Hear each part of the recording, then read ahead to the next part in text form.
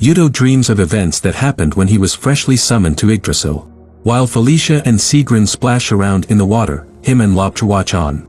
It is revealed that he's Felicia's older brother. He warns Yuto not to break his little sister's heart. As a fateful man, he tells Big Bro that he has a girl back in his world. The vision continues as the previous patriarch commends his officers on their performance in their last battle against the Claw clan. With the Wolf clan needing a younger patriarch, the current leader chooses Yuto as his successor to his surprise. Loptra feels like he should be the clan's next leader. He gets salty and attacks Yuto, but the old leader jumps in the way, taking the blow. In that moment, Loptra realizes he messed up. With his dreams crushed, he hysterically escapes from the main hall. Yuto holds his predecessor in his hands as he leaves him with some parting words before dying. Felicia pulls him from the dream by waking him up. The twin princesses from the Claw clan Albertina and Christina interrupt with some disturbing news.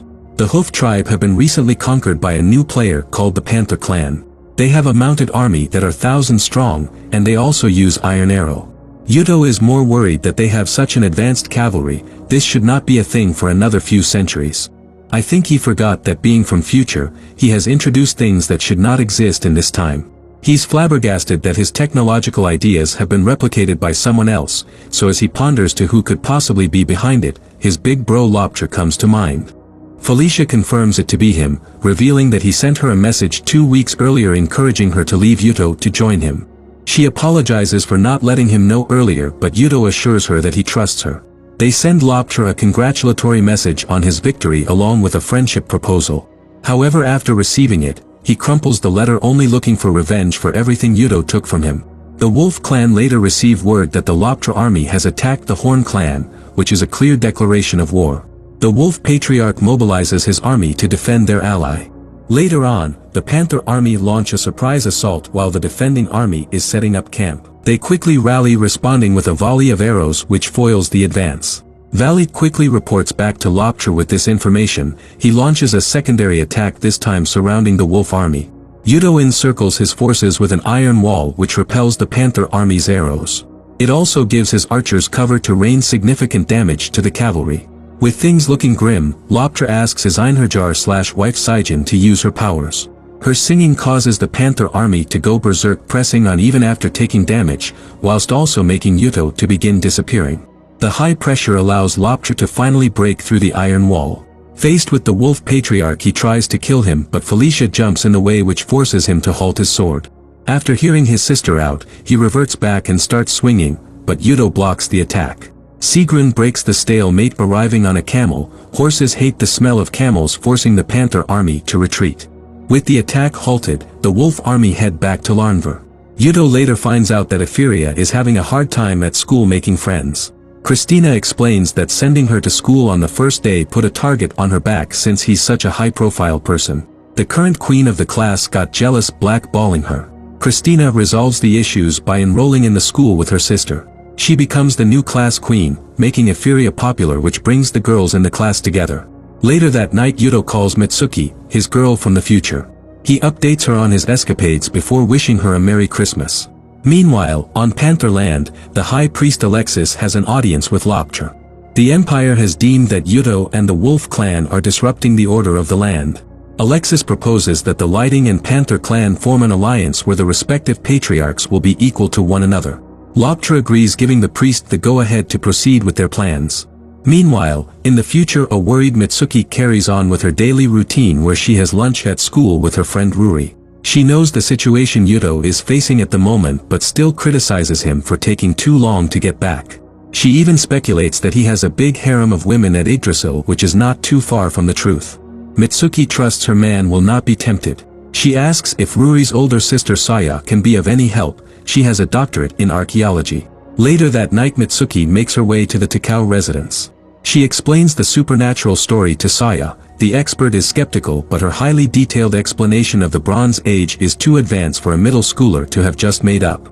She further analyzes parts of the story, revealing that it is from Norse mythology, but there are some differences from the standard narrative. Saya thinks that Yuto might be forging the original Norse myth, which predates the current story.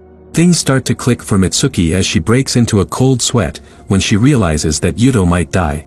Saya tries to comfort her, letting her know that what he's living through doesn't follow the myths exactly. The PhD holder promises to do more research to see what else she can find. Back at Yggdrasil, Yuto gets worried when he can't get hold of Mitsuki. He makes his way out of his call room frustrated.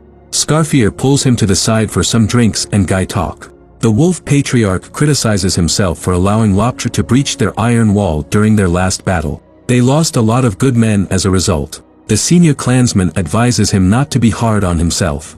Elsewhere in the castle, the female Einherjar make a cape and headband for Yuto as a show of appreciation for all his work. Mitsuki finally gets in touch with Yuto, updating him on her finding from discussion with Sayo. After the call, he goes on a night stroll where he bumps into the twins. They join him where they stumble on some commotion at a local bar. A young lady is badmouthing the city, which gets the residents irate. The Wolf Patriarch intervenes, but he is dismissed. Everyone only realizes that he's their boss when he tries to de-escalate the situation. Upon further inspection of the young lady, Yuto is surprised that she looks like Mitsuki. An upset Felicia meets Yuto at the main gate. She complains about Christina taking her role as his bodyguard. After explaining that her skill is more suited for walking through town, he presents their new guest. Felicia is also surprised that she looks so much like Mitsuki. Yuto explains that she is the Divine Emperor Lifa, true heir to the Holy Asgard Empire and princess of the Jarl clan. The following day, the heiress comes across the armory when exploring the castle and gets upset when she gets turned away. Yuto is summoned to calm things down. After succeeding, the topic turns to how he ended up in Yggdrasil. Turns out that Lifa is knowledgeable about the divine secret magics, so offers some assistance in trying to get him back home. She showcases her power on Yuto as he underestimates her, pinning him to the table. She is a 2-rune Einherjar like Steinathor. Lifa reveals that Saijin has the ability to release one from any bond. This explains why Yuto was disappearing during her song. The spell binding him to Yggdrasil was getting undone. That night he updates Mitsuki on Lifa and his new lead to getting back home. The Wolf clan later throw a party to celebrate the new year. Felicia later gives Yuto the new headband and cloak to his delight. His second-in-command also lets him know that they will be hosting a private celebration to welcome Lifa. At the party, they try to seduce the poor lad. After the fun and games, Albertina and Christina gives the Wolf Patriarch an update from their scouting mission. The 8,000-strong Lightning Clan army, led by Steinathor, are poised to attack the Wolf Clan. Yuto immediately gathers his forces to meet them at the battlefield. Lifa gives him a good luck kiss to help secure his victory. At their HQ, the Wolf Clan generals concoct their battle plan.